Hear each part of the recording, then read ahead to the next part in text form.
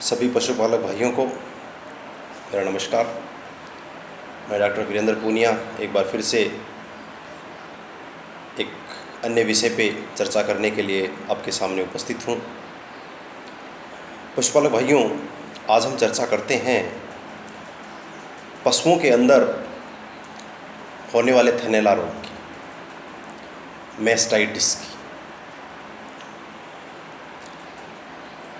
हमने अक्सर देखा होगा कि हमारी जो गाय या भैंस है या जो हमारे डेयरी फार्म हम रखते हैं, उन पशुओं के अंदर मैस्टाइटिस जो है ये गंभीर बीमारी के रूप में उनको चपेट में लेती है। थनैला रोग के अंदर पशुओं में उसकी जो अडर है, उसकी जो गादी है, उसके अंदर सूजन आ जाती है, छूने में वो गर्म होती है, और जो अपन दूध निकालते हैं उसके अंदर छोटे छोटे फ्लेक्स या क्लोट्स या छिछड़े अपन जिसको कह सकते हैं, वो उसके दूध में हमें दिखने लग जाते हैं। कई बार उसके दूध के अंदर आपको ब्लड भी नज़र आता है।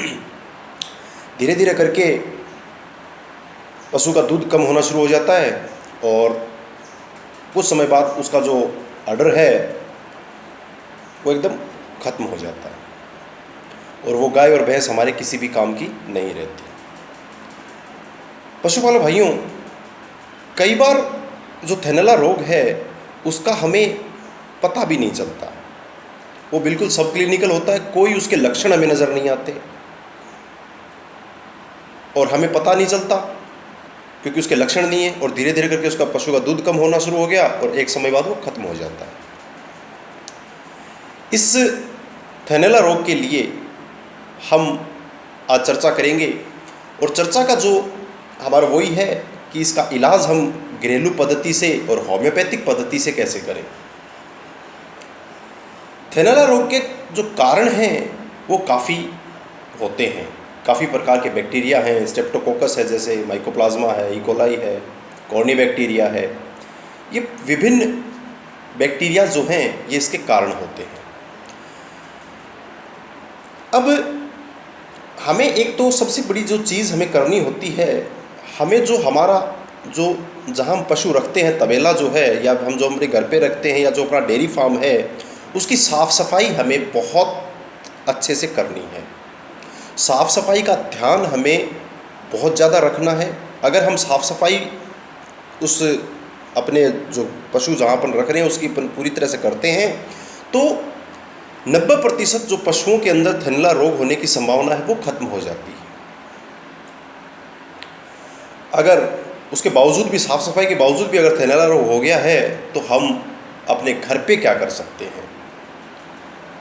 जो एलोपैथिक ट्रीटमेंट है वो तो हम देते ही हैं, लेकिन कई बार एलोपैथिक ट्रीटमेंट के परिणाम अगर नहीं आ पाएँ, विभिन्न प्रकार की जैसे एंटीबायोटिक्स देते हैं, कोई स्टेरॉइड्स देते हैं, एनएसएड्स देते हैं, इन सब के देने के बाद भी कई बार परिणाम नहीं आ पाते, तो हम आज बात करते हैं घरेलू उपचार की, होम्योपैथिक मेडिसिन की।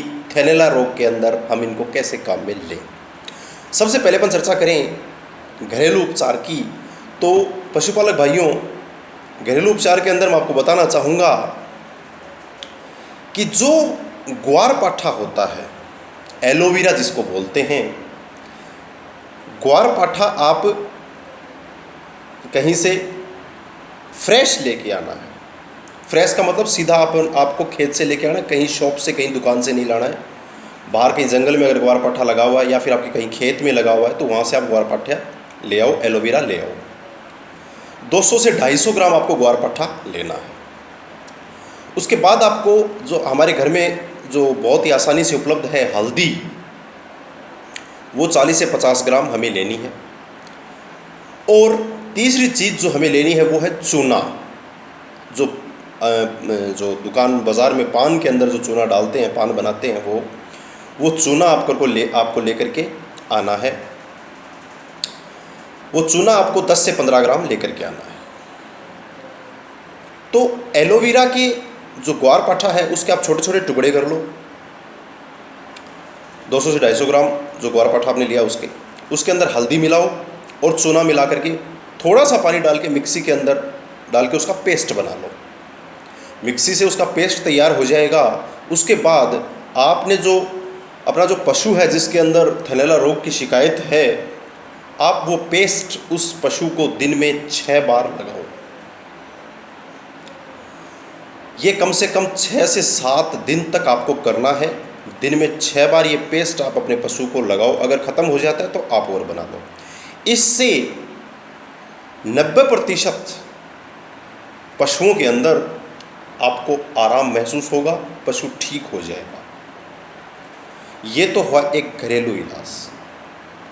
अब पशुपालक भाइयों, हम बात करें होम्योपैथिक की, तो होम्योपैथिक मेडिसिन के अंदर, जैसा कि मैं आपको पहले ही बताता आया हूं कि हम डिस्क्रिप्शन बॉक्स के अंदर होम्योपैथिक मेडिसिन के नाम मैं लिख दूंगा, वहाँ से भी आप नोट कर सकते हो, या फिर आप इस वीडियो से सीधा आप नोट कर सकते हो।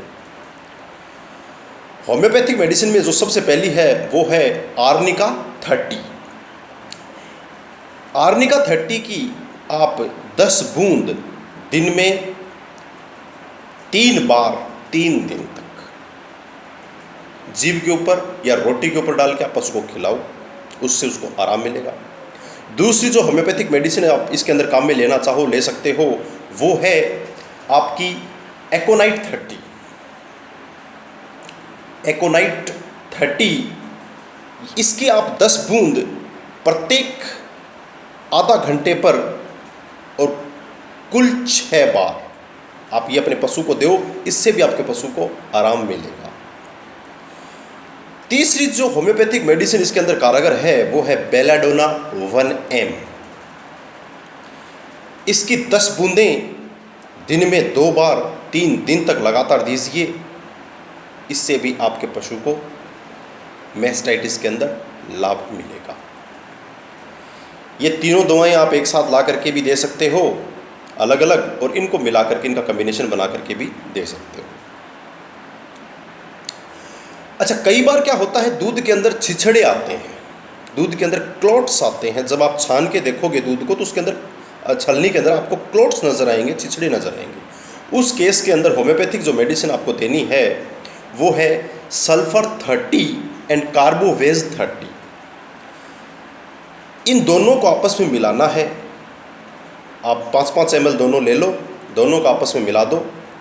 इन दोनों को मिला करके 10 बूंद दिन में 3 बार 3 दिन तक आप दो। दूध के अंदर जो छिछड़े आ रहे हैं, जो क्लोट्स आ रहे हैं, उसकी शिकायत दूर हो जाएगी। अब अगर अपन बात करें कि ये हर्ड प्रॉब्लम बन गई है, मान लो जैसे गाय, अपन अपने डेयरी फार्म के अंदर 8 से 10 गाय रखी हुई हैं और ये सबको एक साथ प्रभावित करती है बीमारी। तो जैसा कि हम जानते हैं इलाज से अच्छा बचाव होता है। हम मैस्टाइटिस से बचाव कैसे करें? जैसा कि मैंने पहले भी बताया था कि साफ़ सफाई का आपको अपने तबेले में या अपने डेयरी फार्म में बहुत ही ज़्यादा ध्यान रखना है। उसके बाद होम्योपैथिक मेडिसिन से हम इसका बचाव कैसे करें, उसका मैंने कॉकटेल बनाया है। 3 होम्योपैथिक दवाइयों को आपस में मिला करके आप उसको नोट कर लें। पहली जो है वो है फाइटोलेका 30। दूसरी होम्योपैथिक मेडिसिन है सल्फर 30, और तीसरी जो होम्योपैथिक मेडिसिन है वो है कार्बोवेज 30। तीनों होम्योपैथिक मेडिसिन्स जो हैं ये आप 10-10 ml ले लो, तीनों को आपस में मिलाओ 5 ml। तीनों को मिलाने के बाद उस कॉम्बिनेशन से आपको 5 ml निकालना है, और जो पशु पानी पीते हैं उसके अंदर वो डालना है। महीने में सिर्फ 1 बार डालना है। इससे क्या होगा पशुपालक भाइयों, आपके पशुओं के अंदर जो मैस्टाइटिस रोग है उससे उनको बचाव होगा। मैस्टाइटिस रोग आपके पशुओं में नहीं फैलेगा। आज सिर्फ हम थैलेला रोग की चर्चा करेंगे, अगला विषय हम फिर कभी।